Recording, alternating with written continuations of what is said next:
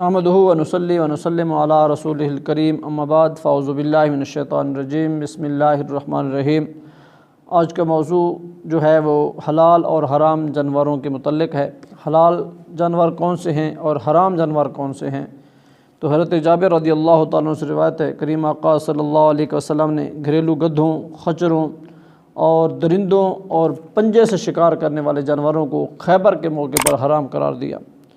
تو مطلب گدھا بھی حرام ہو گیا، خچر بھی حرام ہو گیا، اور درندہ وہ ہوتا ہے جو شکار کر کے، جس طرح شیر ہو گیا، چیتا ہو گیا، اس طرح کے وہ جانور جو شکار کر کے پنجوں سے کھاتے ہیں، اور وہ پرندے جو پنجوں سے شکار کرتے ہیں، چیل وغیرہ ہو گئی، تو ان کے متعلق کریم آقا صلی اللہ علیہ وسلم نے فرمایا کہ یہ حرام ہے۔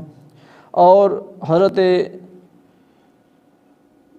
انس بن مالک رضی اللہ عنہ سے روایت ہے، غالباً آپ فرماتے ہیں کہ حضور صلی اللہ علیہ وسلم کو میں نے مرغا تناول فرماتے دیکھا، مطلب مرغا کھانا بھی جائز ہے، رسول اللہ نے خود فرمایا۔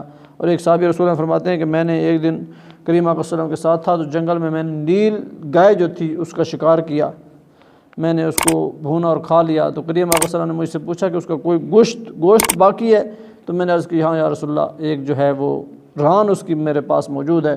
تو حضور صلی اللہ علیہ وسلم نے اسے قبول فرمایا، اس کو تناول فرمایا۔ تو نیل گائے کھانا یہ بھی جائز ہے، حلال ہے۔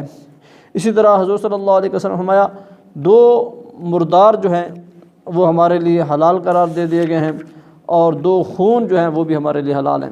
تو حضرت عمر فاروق رضی اللہ تعالیٰ نے فرمایا دو مردار، ان میں سے ایک مچھلی ہے، دوسری ٹڈی ہے، یہ دونوں مر جائیں پھر بھی حلال ہیں۔ مچھلی کے متعلق تو یہ ہے کہ وہ پانی سے باہر آ کے مر جائے پھر وہ حلال ہے، اگر پانی میں مری ہوئی پڑی ہے تو پھر وہ حرام ہے۔ اور اسی طرح دو خون کے متعلق جو فرمایا دو خون حلال ہیں، ایک خون وہ کلیجی کا ہے اور دوسرا وہ تلی کا ہے، تو یہ دو خون بھی حلال ہیں۔ تو یہ وہ چیزیں ہیں، جو وہ جانور ہیں جن کے متعلق کریم آقا صلی اللہ علیہ وسلم فرمایا یہ حلال ہیں، یہ حرام ہیں۔ تو حلال اور حرام کا ہر کسی کو پتہ ہونا چاہیے۔